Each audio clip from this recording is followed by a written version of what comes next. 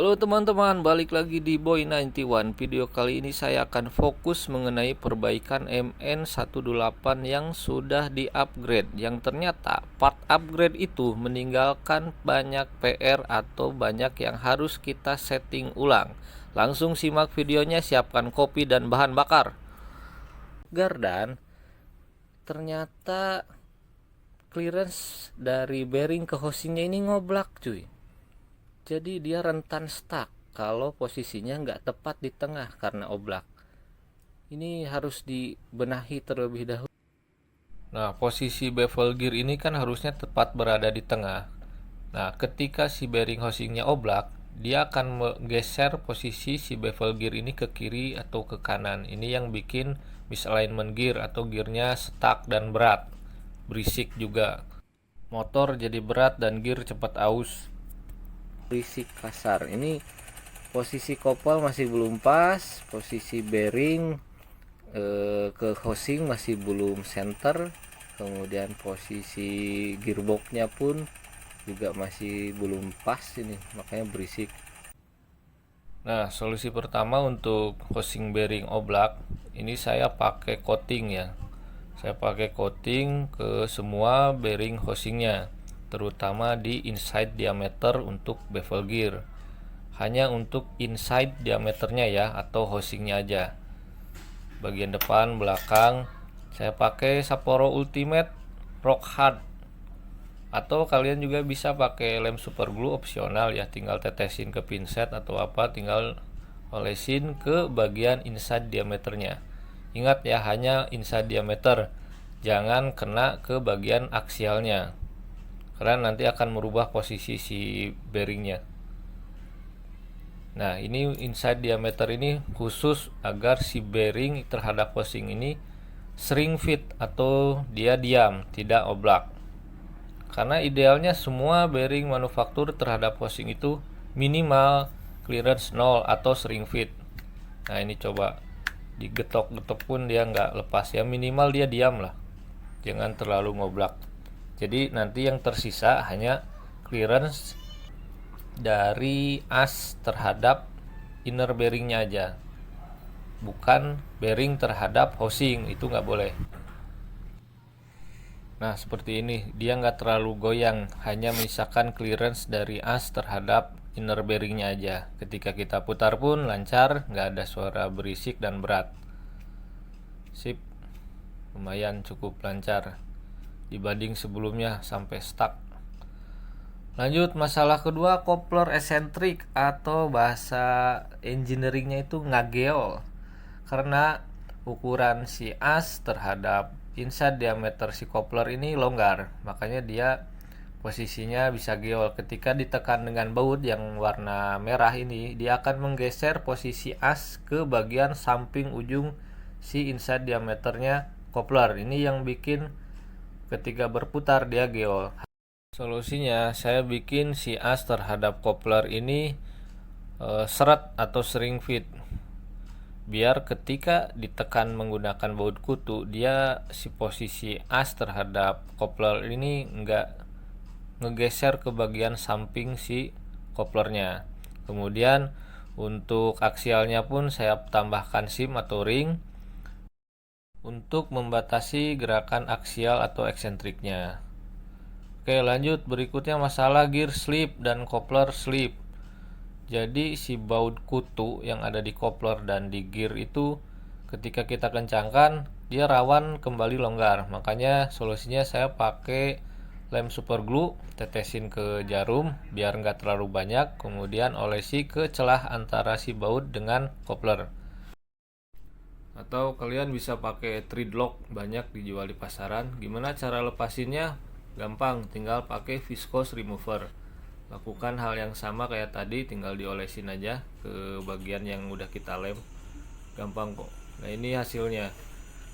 Dibanding suara sebelumnya, yang sekarang lumayan lebih halus, walaupun masih ada sedikit geol di coupler karena itu bawaan pabrikan ya.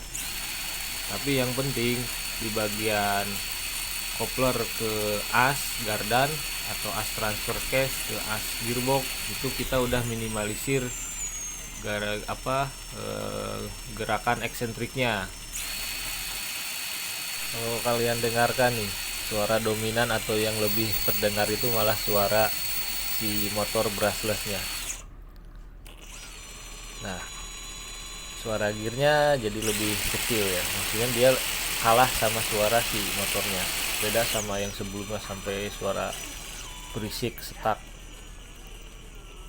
Oke, sip, tinggal kita tes performan. Nah, untuk velg saya ganti pakai FJ Crusher ukuran 1,9 inch juga, biar sedikit lebih gaya lah.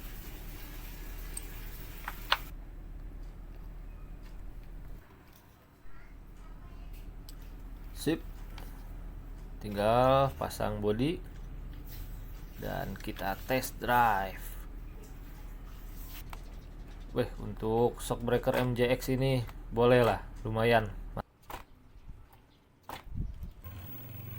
Langsung kita test drive motor brushless combo ISC 45 ampere. Cukup worth it atau cukup bagus untuk harga menengah ya, maksudnya nggak semahal yang merek hobi wing itu, tapi ini cukup bagus. Kita bisa operasikan sambil pelan banget dan nggak ada suara berisik. Coba kalian lihat, bisa kita operasikan pelan tanpa ada suara berisik di motor dan ISC nya. Cuman untuk nanjak, karena diferensialnya belum di lock, dia agak kesulitan untuk menanjak, walaupun sebetulnya masih bisa. Kalau diferensialnya di lock, ini akan lebih bagus lagi, tapi nggak apa-apa. Diferensial yang nggak di lock memang punya kekurangan dan kelebihannya. Kalau nggak di lock, dia handlingnya bagus, atau gulak gileknya itu enakan lah pokoknya mah. Nanti di video selanjutnya akan saya share juga hasil diferensial yang sudah di lock untuk menjajal medan berat. Oke, dikasih ugal-ugalan juga jos, nggak ada gear stuck atau suara berisik, terutama ini ya, bukan gear stuck, kopelnya itu slip. Part-part gear yang dibaut sama kutu itu slip kalau kita main ugal-ugalan. Nah, ini udah kita lock.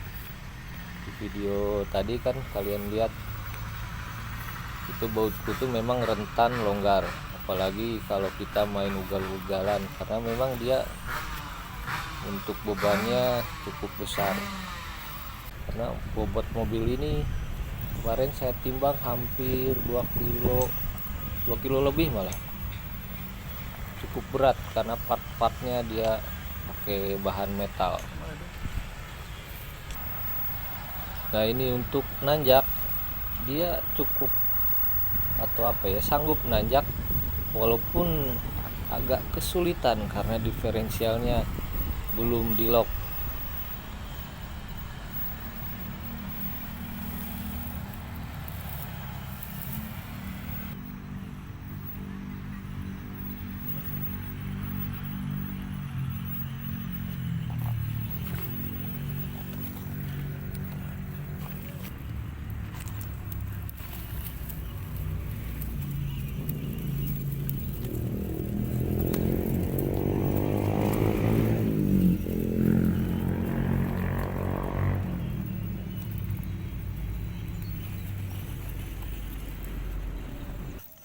Nah, ini untuk diferensial sudah saya lock walaupun menggunakan bahan plastik ya. Nanti kalau ada waktu saya share juga. Cuman nah, ini dia dinanjak mantep banget. Traksinya bagus, walaupun ini supirnya supir tembak ya. Nah, coba kalian lihat, dia di medan yang lebih terjal pun sanggup menanjak. Aduh, supirnya belum punya SIM ya. Terus. Oke, mantap. Jos, menjajal tanjakannya dia performanya lebih bagus. Cuman sayang ini supirnya supir tembak karena nggak ada yang bantu ngevideo, jadi harus saya yang pegang video. Yang nyupirannya belum punya SIM berapa kali hampir terjungkal atau terbalik. Anjing pot. Oh,